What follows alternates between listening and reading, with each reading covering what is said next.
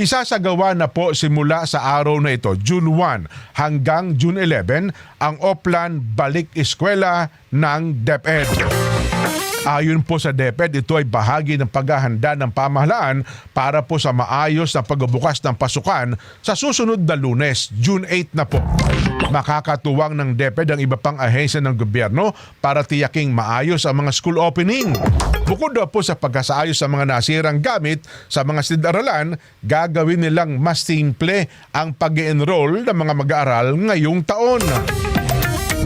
Tutugon din po sila sa mga hinaing ng publiko patungkol sa mga paaralan sa bansa at iba pa. Ayun. Si Secretary Sani Angari, nakita ko dun sa pagkatapos ng palarong pambansa, no? Agusan. Ayun. Eh ngayon ho namang araw na ito, baka magiging abala sila sa Oplan Balik Eskwela. Yo.